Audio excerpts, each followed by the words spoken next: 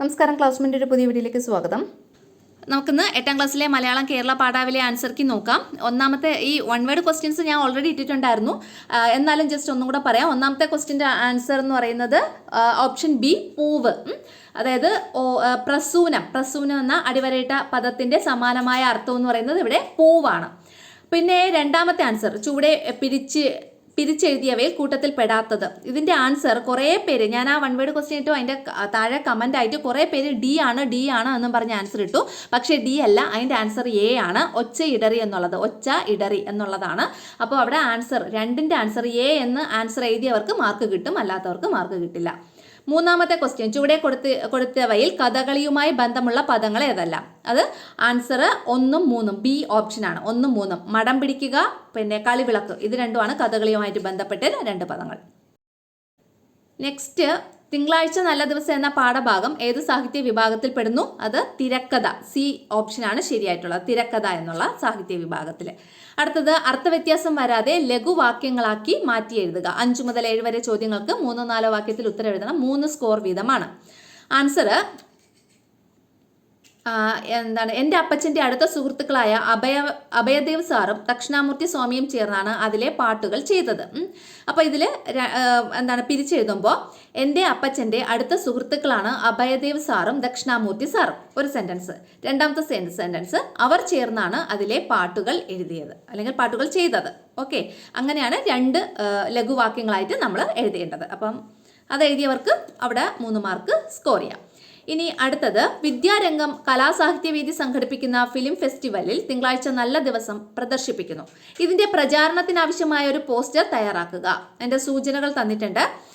രചനാ സംവിധാനം പി പത്മരാജൻ, നിർമ്മാണം എം മണി, അഭിനേതാക്കൾ കവിയൂർ പൊന്നമ്മ, മമ്മൂട്ടി. അപ്പോൾ എന്ത് ചെയ്യണം, അതുമായിട്ട് ബന്ധപ്പെട്ടിട്ടൊരു പോസ്റ്റർ നിങ്ങൾ തയ്യാറാക്കണം. ഇതിൻ്റെ അകത്ത് ഈ രചനാ സംവിധാനം പി പത്മരാജൻ, നിർമ്മാണം എം മണി, അഭിനേതാക്കൾ കവിയൂർ പൊന്നമ്മ, മമ്മൂട്ടി എന്നുള്ള കാര്യങ്ങളൊക്കെ നിങ്ങൾ ഉൾപ്പെടുത്തണം. ഇനി 7ാമത്തെ ക്വസ്റ്റ്യൻ ആണ്, നിന്നുടെ ജീവിതം മോശമെന്നല്ലി ഞാൻ ചൊന്നതൻ നോമനെ മാപ്പു നൽകൂ. പനിനീർ പൂവെന്ന് പറഞ്ഞ യൂണിറ്റിൽ നിന്നുള്ള 2 വരികളാണ്. കവിയുടെ ഈ വാക്കുകളിൽ നിന്ന് നമുക്ക് ലഭിക്കുന്ന ജീവിത സന്ദേശം എന്തെല്ലാം അത് വ്യക്തമാക്കണം. അതായത് ഭൂമിയിലെ ഓരോന്നിനും അതിൻ്റെതായ സൗന്ദര്യമുണ്ട്, അതിൻ്റെതായ സ്ഥാനമുണ്ട്. പിന്നെ എല്ലാത്തിൻ്റെയും സൃഷ്ടികർത്താവ് ഒന്ന് തന്നെയാണ്. തെറ്റുപറ്റിയതിൽ പശ്ചാത്തപിക്കുന്നത് ഒരു നല്ല ഗുണമാണ്, അല്ലേ? കവി ആദ്യം ഈ പനിനീർ പൂവിനെ കളിയാക്കുന്നു, പിന്നീട് അദ്ദേഹത്തിന് തെറ്റുപറ്റി അതിൽ അദ്ദേഹം മാപ്പിരക്കുന്നുണ്ട്, അല്ലേ? ഇനി ഇവിടെ 7ാമത്തെ ക്വസ്റ്റ്യൻ ഓപ്ഷനാണ്. എ ഓപ്ഷനാണ് നമ്മളിപ്പോൾ വായിച്ചത്. ഇനി അടുത്തത് ബി ഓപ്ഷൻ ഉണ്ട്. അഹന്ത കൊണ്ടഴുക്കു പെട്ടിടാത്ത പുണ്യമൊന്നു താൻ മഹത്തരം, സിസ്റ്റർ മേരി ബനിഞ്ഞ. ഇനി 2ാമത്തത്, മനുഷ്യനോടുള്ള ആദരവിലാണ് യഥാർത്ഥ സംസ്കാരം നിലകൊള്ളുന്നത്, മുഹമ്മദ് ഇക്ബാൽ എഴുതിയത്. മനുഷ്യ ജീവിതത്തെ പറ്റി 2 കവികളുടെയും കാഴ്ചപ്പാടുകൾ ഒന്ന് തന്നെയാണോ? നിങ്ങളുടെ നിരീക്ഷണങ്ങൾ കുറിക്കുക. അതായത് ഇവിടെ ഈ 2 കവിതകൾ നമ്മൾ വായിച്ചു നോക്കണം. അപ്പോൾ അവിടെ നോക്കുമ്പോൾ നമുക്കറിയാൻ പറ്റും ആ 2 കവികളുടെയും കാഴ്ചപ്പാട് ഒന്ന് തന്നെ. അപ്പം നിങ്ങൾ 2 കവികളുടെയും കാഴ്ചപ്പാട് ഒന്ന് തന്നെ എന്ന് എഴുതിയിട്ടുണ്ടെങ്കിൽ അവിടെ ഒരു മാർക്ക് നമുക്ക് സ്കോർ ചെയ്യാൻ പറ്റും. പിന്നെന്താണ്, അഹങ്കാരത്തിൻ്റെ അഴുക്ക് പറ്റാത്ത പുണ്യമായ ഒരു പ്രവൃത്തികൾ മഹത്തരമാണ് എന്നുള്ളതാണ് സിസ്റ്റർ മേരി ബനിഞ്ഞ പറഞ്ഞിട്ടുള്ളത്. പിന്നെ മനുഷ്യനോടുള്ള ആദരവിലാണ് യഥാർത്ഥ സംസ്കാരം നിലനിൽക്കുന്നത്. അതുകൊണ്ട് നമ്മൾ മനുഷ്യനോട് ആദരവും ബഹുമാനവും ഒക്കെ കാത്തു സൂക്ഷിക്കണം എന്നാണ് മുഹമ്മദ് ഇക്ബാൽ ഈ വരികളിലൂടെ പറഞ്ഞിട്ടുള്ളത്. അപ്പം അങ്ങനെ നമ്മൾ ഒന്ന് എക്സ്പ്ലെയിൻ ചെയ്ത് എഴുതണം. അപ്പോൾ ഇവിടെ 2 കവികളുടെ കാഴ്ചപ്പാട് ഒന്ന് തന്നെയാണോ എന്ന് ചോദിക്കുമ്പോൾ അത് ഒന്ന് തന്നെയാണ് എന്ന് എഴുതിയിട്ടുണ്ടെങ്കിൽ അവിടെ നമുക്ക് കുറച്ച് മാർക്ക് സ്കോർ ചെയ്യാം. പിന്നീട് ബാക്കിയുള്ള ഡീറ്റെയിലിങ്ങിലാണ് ബാക്കി മാർക്ക് നമുക്ക് കിട്ടുന്നത്. അടുത്തത് 8 മുതൽ 11 വരെ ചോദ്യങ്ങൾക്ക് അരപ്പുറത്തിൽ കവിയാതെ ഉത്തരം എഴുതണം. 5 മാർക്കാണ് ഒരു ക്വസ്റ്റ്യൻ ആൻസർ ചെയ്താൽ കിട്ടുന്നത്. അപ്പോൾ 8ാമത്തെ ക്വസ്റ്റ്യൻ എന്താണ്? എല്ലാ മുഖങ്ങളിലും ഒരു പകപ്പുണ്ട്. അമ്മ കാറിലേക്ക് കയറിയിരുന്നു. നാരായണൻകുട്ടി ഡോറടിച്ചു. അകലെ പശു കരഞ്ഞു. അമ്മ ഞെട്ടലോടെ അവിടേക്ക് നോക്കി. തിങ്കളാഴ്ച നല്ല ദിവസം എന്ന് പറയുന്ന ആ യൂണിറ്റിൽ നിന്നുള്ള ഭാഗമാണ് കൊടുത്തിട്ടുള്ളത്. സംഭാഷണങ്ങൾ മാത്രമല്ല, വിവരണങ്ങൾ കൂടിയാണ് സിനിമയെ ആകർഷകമാക്കുന്നത്. പാഠഭാഗത്തെ മറ്റു സന്ദർഭങ്ങൾ കൂടി പരിഗണിച്ച് നിങ്ങളുടെ അഭിപ്രായം സമർത്ഥിക്കുക. അത് കറക്റ്റാണ്, അല്ലേ? സംഭാഷണങ്ങൾ മാത്രമല്ല, ദൃശ്യവിവരണങ്ങളും കൂടി ആകുമ്പോൾ നമ്മുടെ സിനിമ വളരെയധികം ആകർഷകമാകും. പിന്നെ അപ്പോൾ പാഠഭാഗത്തു നിന്ന് നമ്മൾ മറ്റുള്ള സന്ദർഭങ്ങളൊക്കെ നോക്കിയിട്ട് നമ്മുടെ അഭിപ്രായം സമർത്ഥിക്കണം. അതാണ് വേണ്ടത്. അടുത്ത 9ാമത്തെ ക്വസ്റ്റ്യൻ, ഏതൊരു മാലിൽ താൻ മർത്യർക്കു നിങ്ങളാൽ സ്ഫീതമാമാനന്ദം വയ്ക്കുന്നില്ല. അത് ഉള്ളൂരിൻ്റെ പനിനീർ പൂന്ന് പറഞ്ഞ കവിതയിൽ നിന്നുള്ളത്. പിന്നെ നമ്മുടെ ഉടലും ഉള്ളും നിർമ്മലമാകിലേ പറ്റൂ ഇമ്മലർ പോലെ ചിരിച്ചാർക്കും ഇഷ്ടമേകുവാൻ, വൈലോപ്പിള്ളിയുടെ കവിത. അപ്പോൾ പൂക്കളെക്കുറിച്ചുള്ള 2 കവികളുടെയും നിരീക്ഷണങ്ങൾ താരതമ്യം ചെയ്ത് കുറിപ്പ് തയ്യാറാക്കാൻ അപ്പോൾ അവിടെ ആദ്യം നമ്മൾ ഈ 2 കവിതകളും ഒന്ന് എക്സ്പ്ലെയിൻ ചെയ്ത് എഴുതണം. എന്നിട്ട് അവയുടെ താരതമ്യം പഠനം നടത്തണം അല്ലേ. താരതമ്യം എന്തൊക്കെയാണ് സാമ്യത, അവ തമ്മിലുള്ള വ്യത്യാസം എന്തൊക്കെയാണ് എന്നുള്ള കാര്യങ്ങളൊക്കെ.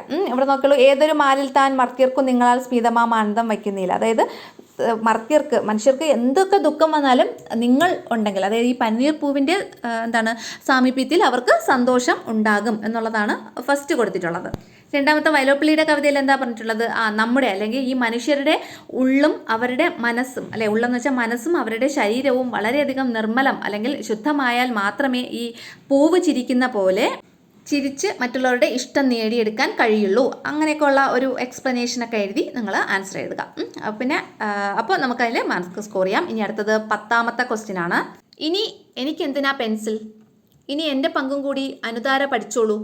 ഈറനായ ഒരു പൊട്ടിച്ചിരിയുതിർത്ത് നീലകണ്ഠൻ നടന്നു നീങ്ങി. ഏത് യൂണിറ്റാ?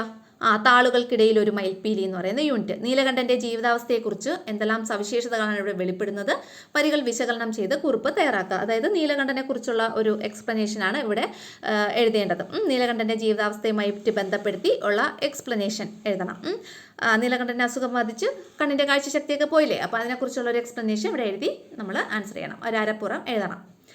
ഇനി 11ാമത്തെ ക്വസ്റ്റ്യനെ, കളിവിളക്കിൻ തിരുനാളം എന്ന ശീർഷകം കലാമണ്ഡലം രാമൻകുട്ടിയുടെ ആത്മകഥാഭാഗത്തിന് എത്രമാത്രം യോജിക്കുന്നുണ്ട്, അഭിപ്രായം കുറിക്കുക. ഇത് ഓപ്ഷനബിൾ ആണ്. 11ാമത്തെ ക്വസ്റ്റ്യൻ എയോ ബിയോ രണ്ടുണ്ട്, അതിൽ ഏതെങ്കിലും ഒരെണ്ണം എഴുതിയാൽ മതി.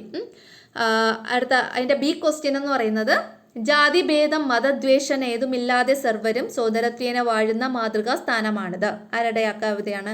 ശ്രീനാരായണ ഗുരുവിൻ്റെ. ഈ വരികളിലെ ജീവിത ദർശനത്തിൻ്റെ സമകാലിക പ്രസക്തി വിവരിച്ച് ഒരു കുറിപ്പ് തയ്യാറാക്കാനാണ് പറഞ്ഞിട്ടുള്ളത്.